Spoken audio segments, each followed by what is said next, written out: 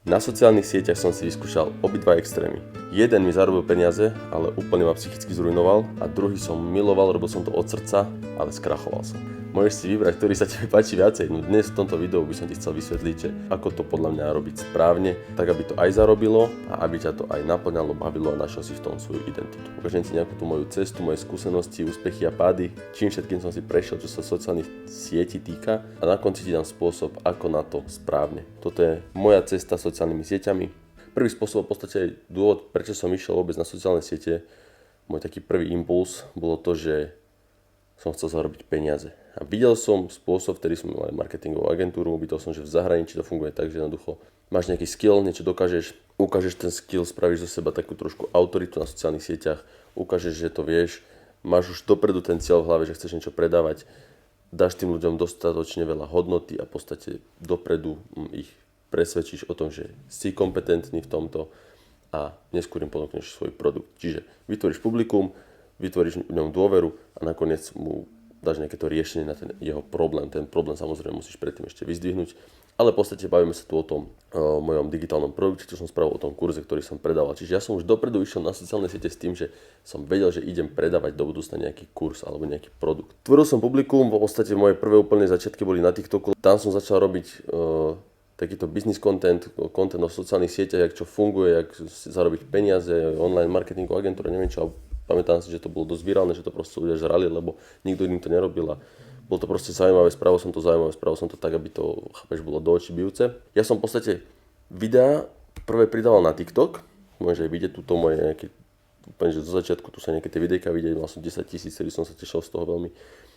Potom z TikToku som si tých ľudí preniesol na Instagram, dal som mi napríklad do videa, som povedal, že napíš mi na Instagrame a ja ti o tom poradím viacej, chápeš, dal som nejaké zaujímavé video, kde som vysvetlil, že takto sa dá zarobiť, to sa dá robiť a napíš mi na Instagrame, keď chceš povedať viacej. Tak ľudia prišli na Instagram, hneď ma followli, napísali mi, že to bola taká moja stratégia, ako som zo začiatku si budoval ten Instagram.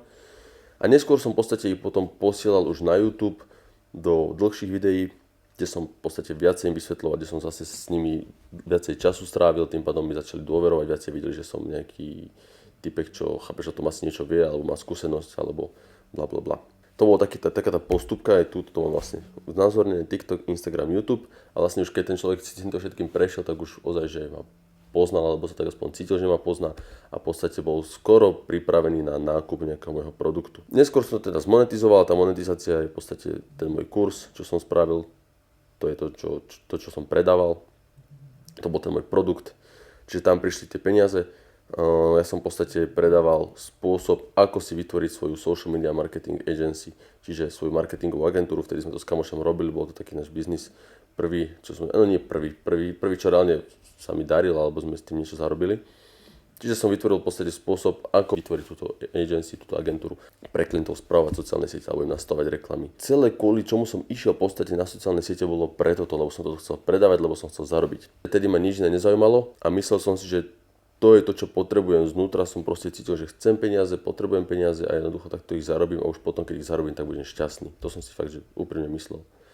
Malo ma to spraviť šťastným, ale nespravilo ma to šťastným. Čakal som nejaký ten pokoj, istotu, šťastie a realita je taká, že prišlo prázdno.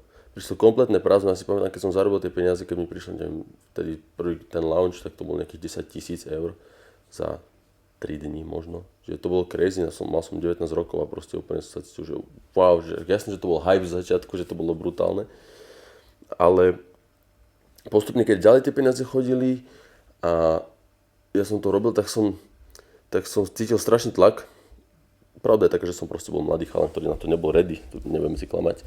Ale cítil som obrovský tlak, že som to proste není ja. Že to, čo robím, je síce úspešné, funguje to, pomáha to ľuďom, zarába to mne, robí to možno nejaký dopad do sveta, lebo fakt, že veľa ľudí ešte doteraz mi písalo, ja som to aj v minulom videu na tomto kanáli hovoril, ukazoval, tie screenshoty, čo mi ľudia píšu doteraz, že fakt, ak som im zmenil život a pozitívne ho vplyvnil, a to je proste neskutočný pocit, je to brutálne, ja viem, ale mne to nestačilo, ale jednoducho necítil som to tak, cítil som sa, že som to není sám seba, že som si prispôsobil vlastnú identitu, algoritmu a že som sa proste stal niekým, kto je nejaký tu online predávač kurzov a Mudrland, že proste ja som mal pocit tedy, že som oveľa viac, že ma bavia iné veci a že chcem aj to všetko zdieľať. A tie sociálne siete pre mňa boli aj určitým spôsobom moja identita. Aj veľa ľudí to si myslím, že takisto má, že jednoducho chceš to byť ty na tom Instagrame svojom a nechceš tam byť len nejaká vymyslená random postavička. Zažíval som úplne, že vnútorný konflikt. Mal som pocit, že som v podstate stratil sám seba.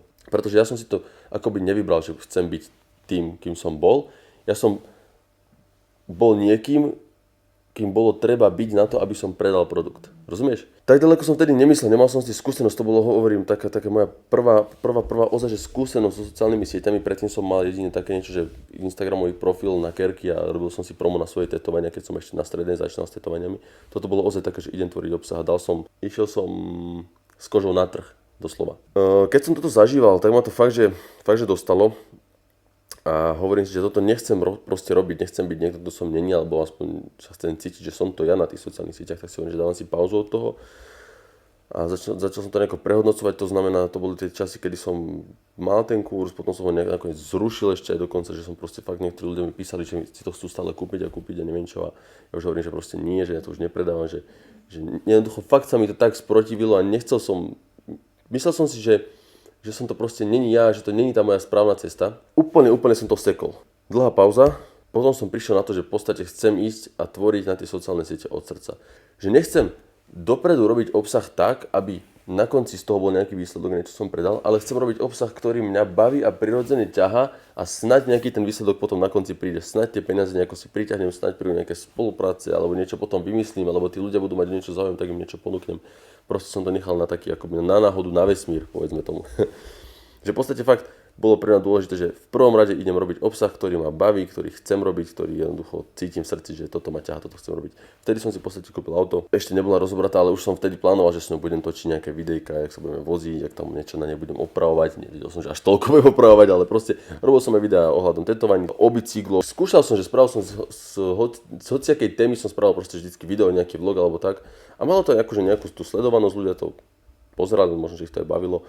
Priznám sa, že som toho nerobil veľa, že som v podstate skúsil vždycky nejaké 1-2 videjka a išiel som ďalej, že som to tak akože, že napríklad keby som sa do toho ponoril, že by som spravil 20-30 videí na jednu tú tému, jak som potom neskôr o aute možno že spravil, a napríklad o bicykloch alebo o tetovaniach, tak by to možno že bolo o inom, že by to v podstate malo možno nejaký väčší úspech, ale ja som to tak akoby spravil, prešiel som cez toho, hovorím, že OK, skúsil som to, ideme ďalej. Pri tom aute som sa ale tak akože zasekol, a nie zasekol, ale chápeš, to auto som našiel, že je hrdzave, tak som si povedal, že dobre, idem ho opraviť, a to už som vedel, že to nebude iba pár videí, ale dosť videí, lebo však to je projekt tak hovado. Tam mi prišla ozaj taká tá prvá väčšia pozornosť na mňa, na to, čo robím od srdca, na moje také nejaké fakt, že osobné vnútorné veci, ciele.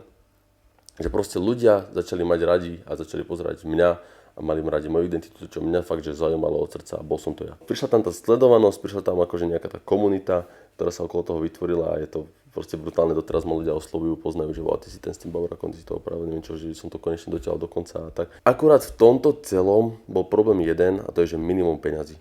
Pretože, ako som povedal, nemal som žiadny spôsob dopredu vymyslený, že ako budem z toho zarábať. Iba som v podstate čakal na nejaké spolupráce, na nejaký zázrak, že sa niečo stane. Samozrejme, nejaké tie peniaze takto prišli. Mal som veľa takých spoluprác, už takých, že mi niečo tie firmy zaplatili, alebo napríklad, že mi niečo zľavili. Príklad, mal som lakovanie za oveľa lepšiu cenu, alebo aj to vyváranie, alebo chápeš, malo to svoje výhody, nehovorím, že sa to neoplatilo, je to proste brutálna vec, keď si takto budeš osobnú značku alebo akúkoľvek značku, tak ti to vie strašne veľa pomôcť.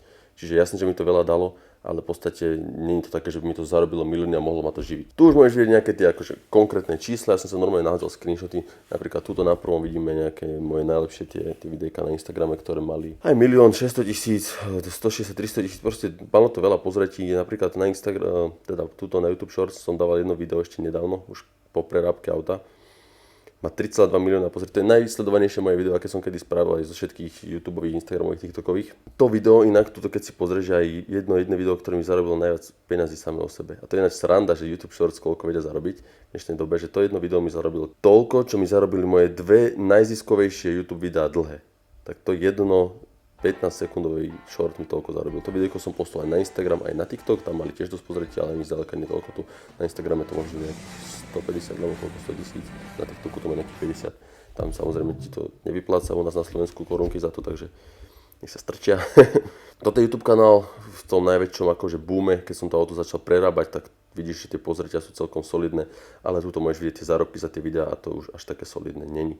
Čiže to je pre tých ľudí, čo sa pýtate, že koľko asi ten YouTube ti vie zarobiť, tak toľko to. Vidíš, toto video mi zarobilo najviac z tých BMW, z tej BMW série, z BMW videí a je to 65 eur za jedno takéto video. Čiže to je nič, to je plúvanie reálne.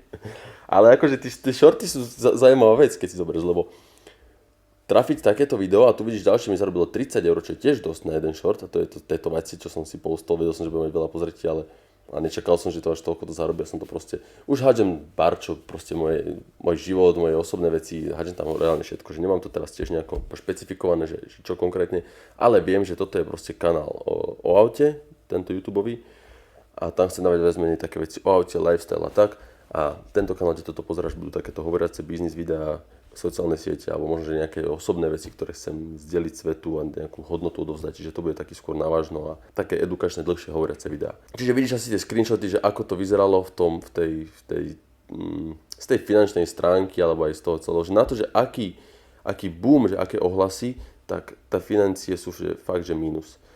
Kdežto tuto, keď sa vrátim do tejto časti, tak tu boli, a samozrejme tam tie videá mali dosť pozretí, niektoré, tu by som tiež musel vyhrabať, ale tam boli 400-500 tisícové videá na TikToku. Tak tam tie korunky boli, tie financie boli oveľa lepšie, pretože som mal vlastný produkt, mal som to vymyslené, že ako z tých ľudí v podstate na konci zarobím, alebo čo im ponúknem rovno. Tuto som im mohol ponúknuť jedine, tak potom možno, že nejaké trička, alebo čo som rozmýšľal. Ale realita sociálnych sietí. Povedzme si na rovinu, je to práca. Bere to čas, bere to energiu, vyžaduje to náklady. To je vec, ktorú som si uvedomil len nedávno, že áno, je to super robiť to od srdca, áno, je to super robiť to pre zábavu, ale koľko tak vydržíš? Koľko ťa to bude baviť? Koľko sa budeš si hovoriť, že je to ešte vydržím, ešte. Prečo to robíš? V podstate mňa baví milión vecí, vieš, ja si viem predstaviť aj robiť niečo zábavnejšie, ako natáčať video a rozmýšľať, aby bolo dobre strihať ho, aby to proste malo dosledovanosť, aby tí ľudia neodklikli z neho, aby proste som s tebou spravil marketing z YouTubeového videa, spravil reelska, neviem čo, shorty. Čiže je to super, baví nás to všetkých, mňa to mega baví tvoriť obsah, niektoré fakt videá sa neviem dočkať, keď ich budem strihať, keď sú to nejaké také srandy alebo proste niečo, čo hovorím, tam vidím sám seba v tom alebo nejakú moju identitu do toho dávam a kus seba. Ale kurva, je to robota na konci dňa. Je to proste čas, je to energia, sú to náklady, takže jednoducho malo by to zarábať. To sa mi tak ukázalo aj pri tom celom projekte s trickou, že keď to nezarába, tak je to fajn, ale dokedy ťa to bude baviť, proste to není udržateľné, není to nastalo. Vyskúšal som si to po dobu možno roka a pol až 2 a je to fajn, bude to teraz možno nejaké také hobby, ale poďme do niečoho, čo funguje, pretože ani jeden z týchto extrémov, ktoré som vyskúšal, nefunguje. Peniaze bez identity sú prázdno, to je neskutočne na piču pocit, fakt to nebudem klamať, to nechcem už nikdy zažiť, nikomu to neprajem. A identita bez monetizácie, to je vyhorenie, to je reálne zbytočné, to je proste, neviem čo je horšie teraz, neviem si vybrať, ale nie, horšie asi to prvé, fakt, to bol vtedy strašný pocit. Každopádne som to neodhadol v tom, že som nevedel, z čoho ten pocit je. Ten pocit nebol až tak z tých peniazí a z toho, čo som robil, ale z toho, že som to sám nemal nejako vyriešené. Čiže ani jeden z týchto extrémov nefunguje a na to, aby to fungovalo, tak by sme podľa mňa mali nájsť nejaký ten vedomý stred. A vedomý stred je byť sám sebou, ale zároveň mať cieľ a vedieť, prečo to tvoríš. Dnes viem, že sociálne siete musia zarábať, ale nesmú ťa definovať. Oni môžu byť časť tvojej identity, máš to byť ty, máš byť autentický, máš byť sám sebou za mňa, to je fajn, to je všetko v poriadku. Ale bez toho, že máš nejaký ten produkt alebo máš niečo vymyslené, nejakú stratégiu za tým, aspoň niečo jednoduché, čo v podstate tým ľuďom ponúkneš, bez toho je to za mňa strata času. Ako to robiť správne? Za mňa treba ukazovať len časť seba, ja rád ukazujem veľa častí seba, aj chcem ukazovať veľa častí seba, ale na to, aby si sa v tom nestratil, jak napríklad mne sa veľakrát stalo, že chceš zrazu ukázať každú časť seba, čo sa niekedy nedá, tak si musíš definovať, čo chceš tým ľuďom ukázať, čo im chceš dať. Ukazovať len časť seba, mať nejaký ten plán, myslieť dlhodobo, myslieť na to, že v podstate tie sociálne siete, všetko je to nejaká značka, ktorú buduješ, že to tehla po tehle, stávaš to z toho nejaký ten dom do budúcna možno, že autenticita bez stratégie je chaos, stratégia bez autenticity je lož. Presne tak som sa cítil na začiatku, že v podstate som všetko mal len premyslené, každé jedno video malo dôvod, chápeš? Necítil som sa už sám sebou. A zároveň potom, keď som robil tricku, tak som proste absolútne neriešil, na čo sú tie videá, proste dáme nové video, spravíme, tu sme si užili sranda, toto som spravil na aute, tu máš von, boom, ľudia, pozerajte. Ani to nebolo ono. Ono to je, keď je to v podstate nejako dané spojené dokopy a robíš kroky k tomu cieľu, ktorý naozaj chceš, čiže dajme tomu, máš nejaký nejakú predstavu o tom, že tento príklad bude živiť tie sociálne siete. Ale zároveň si to sám sebou, aby to nebolo umelé, aby si nepredával tým ľuďom, netlačili niečo na silu, proste dávaš tam aj o sebe veci, alebo to, čo fakt, že cítiš a ideálne to nejako spojiť. To je taký môj plán na sociálne siete do budúcna. Samozrejme, sociálne siete sa dajú nádherne prepojiť s nejakým tvojim podnikaním, biznisom, to znamená, ty nemusíš vymýšľať, ako ma budú sociálne siete živiť, ale čo viem, čo mám, aké skills, ktoré viem na tých sociálnych sieťach odpromovať a tým ľuďom to ponúknuť. Teraz napríklad ma živia tetovania, takže ja dosť tvorím aj o tetovaniach, aj chcem viacej, chcem podstate sa aj v tých kerkách zlepšiť, ale zároveň si chcem vytvoriť nejaký biznis, nejaké podnikanie, ak som aj mal predtým, pretože mňa to vždycky lákalo, ja som vždycky chcel podnikať a vymýšľať veci, čiže to je taká cesta, ktorá mňa ťahá. A hlavne nemeniť čas za peniaze. Dobre, už som sa rozprával, každopádne, ak ti toto video dával zmysel, ak si toto príde, že to je hodnotné info, tak určite budem rád, ak budeš sledovať tento kanál, ak dáš odber, ak mi to lajkneš a samozrejme budem rád, ak si pozrieš aj potom ďalšie videá, v ktorých si zase ukážeme čo najviac hodnoty. Ja budem v podstate na tomto kanáli hovoriť veci na rovinu, tak ako to ja riešim, tak ako to v podstate aj moje nejaké súčasné kroky, aj moje minulé skúsenosti a kroky. A chcem fakt, že ukázať tú realitu za tým, že ako to naozaj je, ako to celé funguje, nič neskrývať zbytočne a nič si akože gatekeepovať a podobné veci. Aby ste proste vedeli, že ako na to, aby ste z toho fakt mali hodnotu. Chcem sa robiť aj z tohto, aj toto možno, že do budúcna robím pre peniaze.